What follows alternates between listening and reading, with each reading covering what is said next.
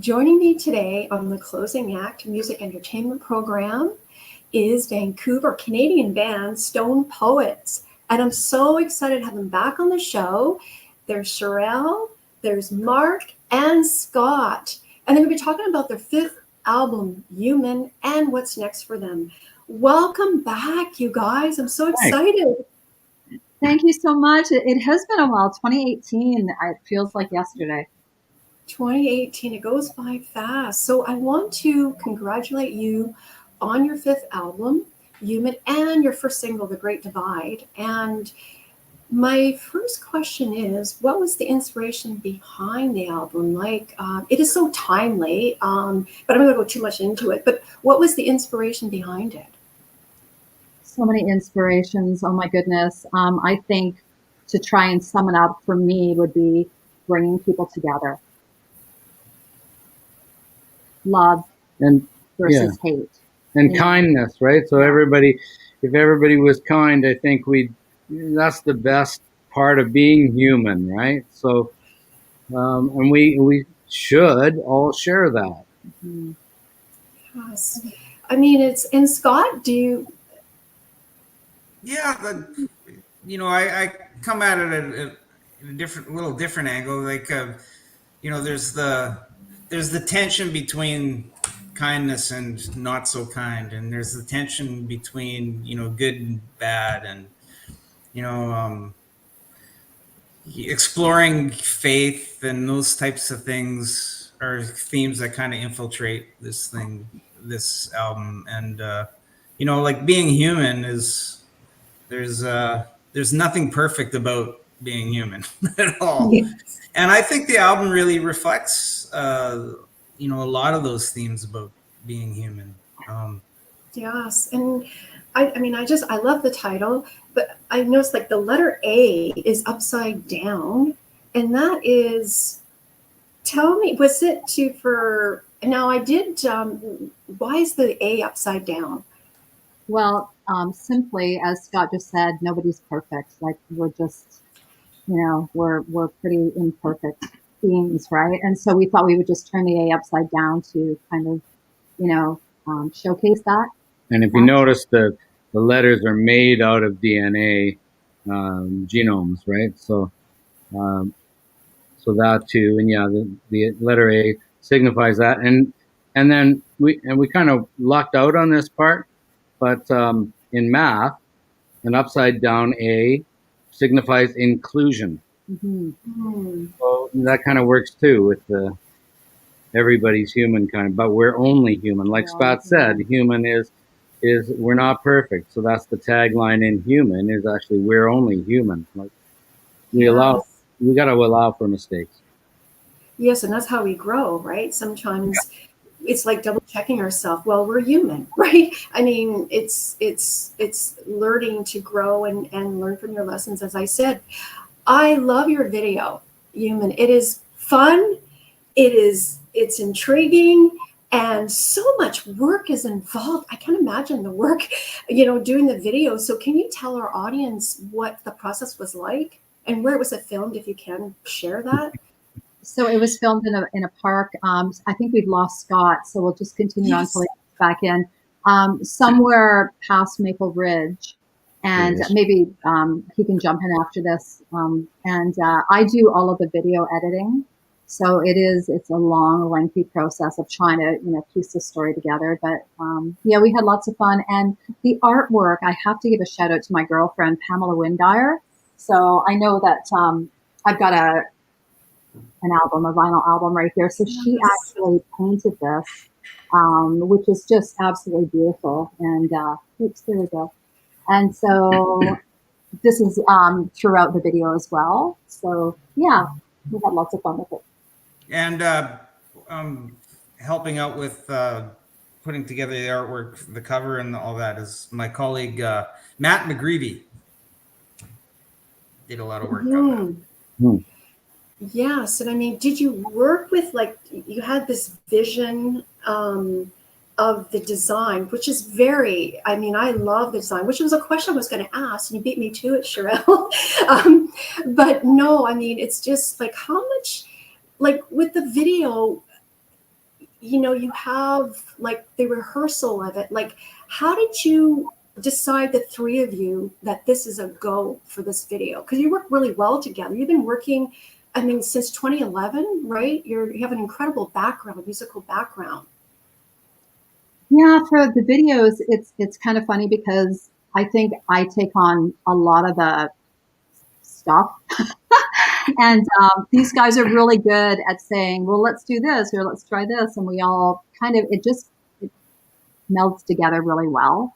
And each of us have our own, you know, ideas about what we wanted to look like. So, yeah, Human came together really, really fast. And we're pretty happy with that. And all of our videos that we've been putting out, because before this new album, we didn't really do videos. And then his son, Jeremy Gladstone, who has Sleeping Bag Studio, said, why don't you guys have videos? And so all of a sudden we have 8 videos, 7 videos or something. So the process kind of goes like, Sherelle kind of storyboards the video at first, and then kind of when we're on set, I guess, Scott does a lot of the kind of the directing actually of the video itself. So, and then I just press play on the music.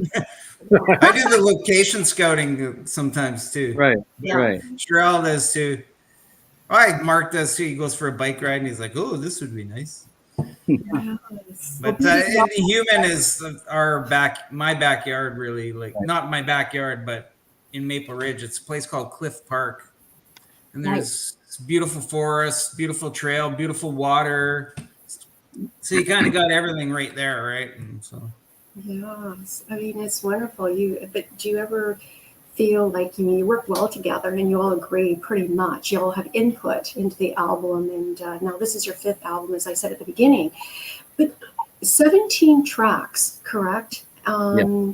So that's a lot of tracks. I mean, I can't believe the amount of volume of work. But the songs like The Great Divide and The Beauty of It All, was this before, like, when did you start writing these songs? Like Beauty of It All rather, when did that come about?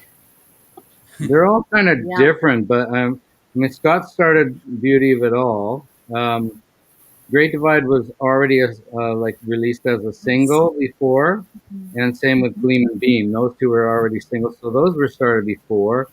Come Down's probably the oldest song on the album, right, Scott? Yeah, that was quite a while ago. So that was 2004 or whatever. Beauty of It All's been in my bank for a long time. I had 3 verses, and then we started talking about doing this new record, and I went for a bike ride, and I came up with the bridge on my bike ride. But you know, that song actually was conceived in the same place. I was running on the dike in Maple Ridge, and you know, before we were talking about the mountain scenery or whatever, and I just kind of came up with the beauty of it. Like it was a bit overwhelming. I think it was during a sunset as well, and so the second verse kind of reflects on that experience running and just seeing that and how awesome it was. But the imperfection of it, like, that's the thing about beauty isn't perfection. Beauty is like the conflict between, you know, bad and good, imperfection and perfect, you know, that, like, and that's where real beauty kind of comes out. And so that's kind of what I've tried to get across in that song anyway. I don't know if I did it or whatever, but I think so. I think it came across really. And Way Down's another one that was started a long time ago, right? Not completed until just now, but I've got the lyrics here in a book. I was taking notes, and it was 2007. I have the date in July. I was in San Diego taking notes, and I wrote these lyrics down. So sometimes those kind of songs, they just die a slow death, right? But that one got well resurrected, I'd say. Yeah, then- and I didn't realize that I had, like, I thought I just kind of came up with it again or whatever, and then I was looking at my notes from way back, and it's like, whoa. Yes. I mean, guess. Yeah, I mean, you don't, and this is what's so special. Like in this, when you were saying you're on a run or you're doing things, it's like you're keeping a book of all the music, the lyrics, and the bridge you were mentioning, right? But this is such a timely album, would you say? Like, how important it was for you to release this album at this time when we need hope, we need humanity. There's so much going on in our world. So tell our audience. Why did you release it now? I think it's really important. I mean, there's songs on there like The Great Divide that talk about, like, it's crazy how we cannot come together as humans and just figure stuff out. You know, we're so, far apart on so many issues. And so we wrote that down in Nashville with Leanne and Daryl Burgess. And that was, I think a song that has such a great, powerful message. And then there's a song like Dear Hate. It's the same. It's like writing a song to hate, basically. Tell it to smart mouth.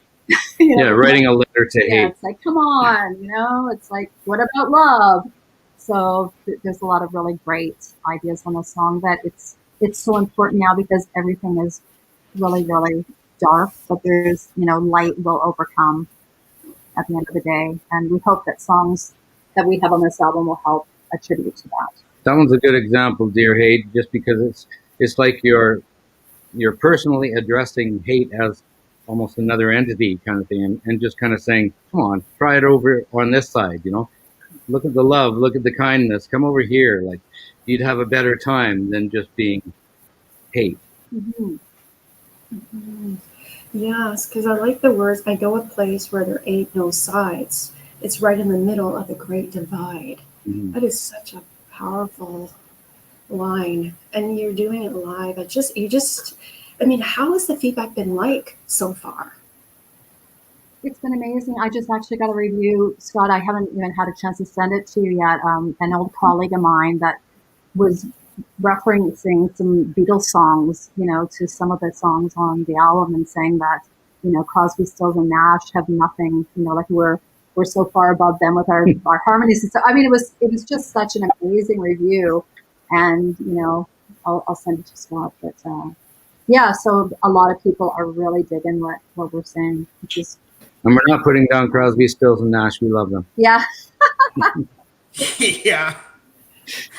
Pretty good band. They're a pretty good band. Yeah. It's nice that somebody uses, I would say maybe hyperbole around that, but I don't know.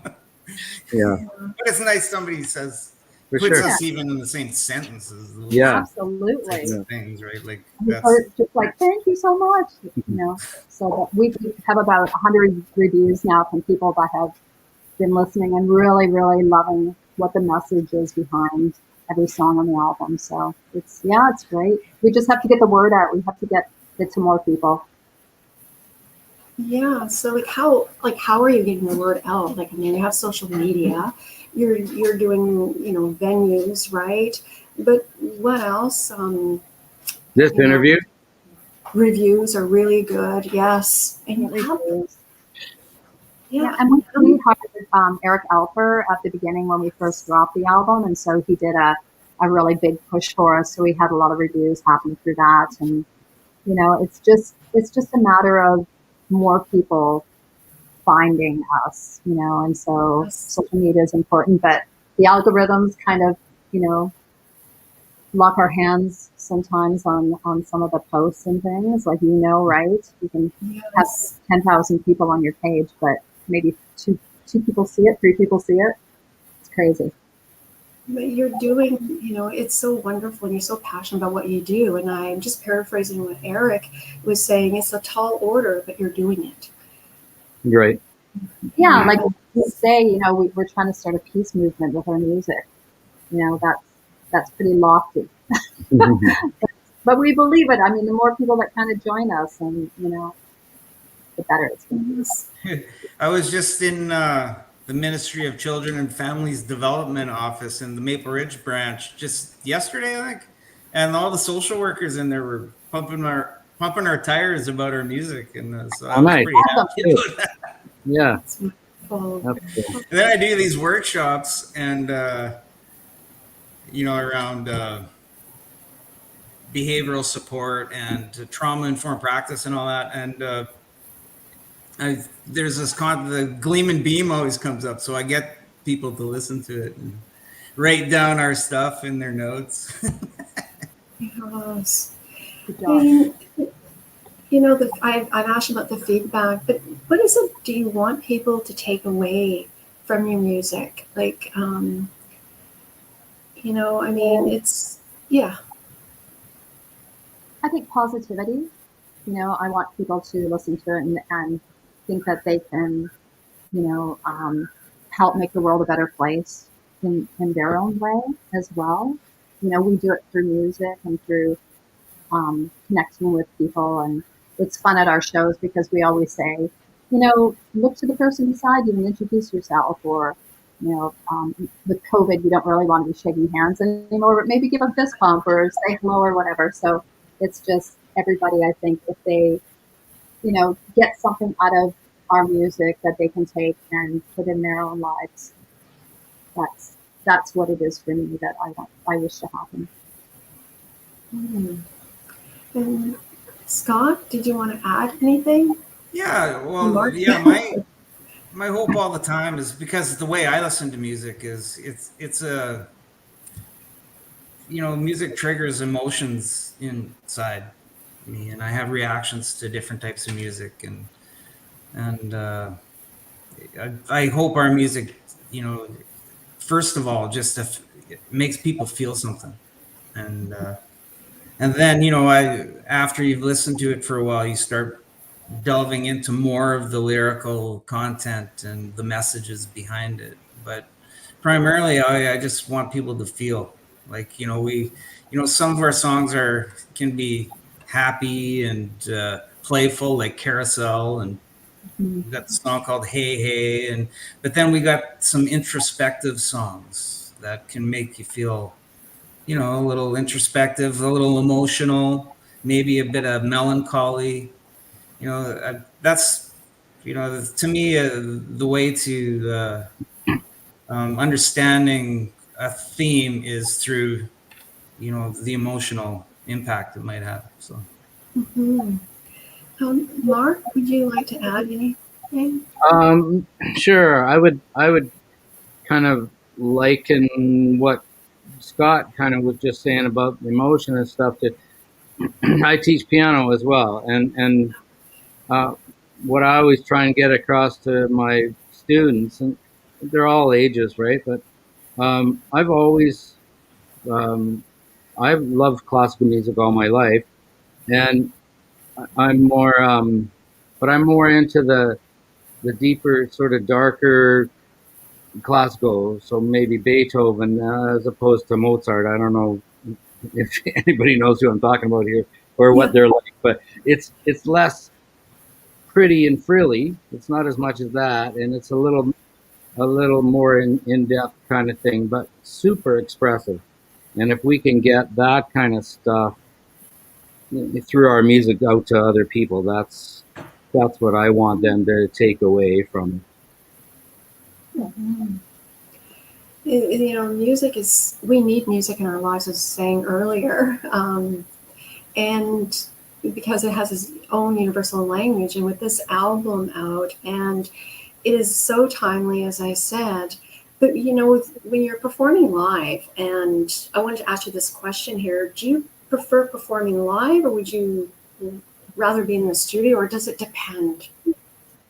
I love playing live, and I love talking to people after the shows. Like, that's my thing. Like, as soon as I'm done, these guys actually wrap up my chords and put my guitar away, and I just go straight into the audience and talk to people. I think I that's love that more connection. rewarding. Yeah, the live thing is more rewarding. You get instant, not gratification, but you're instant rewards talking to people and relating to people. The studio is, I love playing in the studio, but it's kind of a lonely place. I mean, there's no feedback or anything really going on in the studio, And it's stressful. and it's stressful. Sometimes, like, They both can be that. Scott, would you like to add? Yeah, by far, like exponentially, by far live, by far. Yes. I like the what do you call it? The connection, if I may say, the connection with the audience. Yeah, just more talking to the audience, and it's not as scripted. Hmm. I like live because you can. We don't tell. Well, we kind of do tell the same jokes, but sometimes you get some feedback that you can respond to in between the songs or even during the songs, right? Like, yeah, it's funny. I've been thinking about that a lot, about where I feel the most comfortable, and I feel the most comfortable on stage after like our second song. Wow. It's like I just feel this. Whoa. Well, And are you no other telling place in everybody? my life do I feel that way all the time. Like that's it. But on stage, it's like Yeah, I mean, Are you saying like if our show starts at 7, you're telling everybody to show up at 7:05 because the first song you're all nervous at that song? Or? I'm not all nervous, but the first song's always a little like Yeah, I know. get through the first chorus, and then you're like, oh, okay, I got this. Yeah, this is. well, you're so passionate that the nervousness, if I may say, goes away because you're so passionate about the songs. And I've watched your The Great Divide, and you're so into it, and you just work so well together. I mean, that's an obvious, but it's just like you're taking us on this journey, and it just feels, like we can do something about our lives. We can look at the issues, and that's the whole idea, I believe, with your album, right? I mean, I know I said 17 tracks when I got to everyone, but yes, would you like to add to that?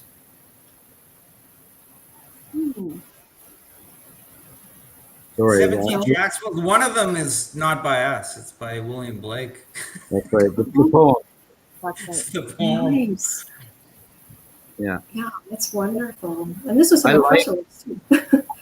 So we were just listening to another CD by a different band today, and there's 18. It's fairly new, 18 tracks on it, and I appreciate that. I like that when I see, oh hey, there's 18 tracks. We had 17. That's cool. There's other bands still doing that, Yeah, no, it's wonderful. And, if people want to come out and, go to your performance, where can they go? Where can they pick up your album? Where can they listen to your music? All that. Google, Stonepoets.ca is the easiest place to go. You can actually click on the Human tab. Like we do have a Here Now page. I don't have it memorized though to tell you. So just go to the stonepoets.ca, click on the Human tab. You can get all the streaming platforms right from there. All of our social media is on there as well. And just come and find us. And the way this industry works now is all on likes and follows and streams. So if you can just join as many of our platforms as possible and help a brother and sister out. Yeah. And where are you playing next? Well, I should mention we're actually in another band. So Stone Poets is part of another group called Peacenik Collective. Yes. Which is very cool. So it has Bruce Coughlin from Tiller's Folly, Gord Maxwell from Chilliwack, and Greg Stewart from everybody else. He plays with everybody, Bo Diddley and a whole bunch of crazy bands. So we're playing at the Harrison Bands on the Beach Festival. That is August 31st. And it's just 3 p.m. 3 p.m. 3 p.m. So it's all like the Peacenik Collective is taking basically all of our songs, and we're also, we put this band together to try and create a peace movement as well. So on top of the Stone Poets Peace, we're all like doing it. So we do songs by Stone Poet and Bruce Coughlin and Gord Maxwell. I guess that's it. Yeah. No, that's And the Beatles. That's right. Yeah, and we do a Beatles song. That's right. And whatever that other song. Who sang that song? Yeah, I'm strong. He ain't heavy. Oh yeah, the Holly. The Yeah, Hollies. Cool. and Jesse Colin Young too. The get together. Nick Lowe. Yeah, there you go. But it's mostly our stuff. So yeah, peacemakecollective.com. You can go find us there. But definitely stonepoets.ca. That's where you're going to find all our stuff. But that's actually kind of a good point, Scott. Like Nick Lowe and that stuff.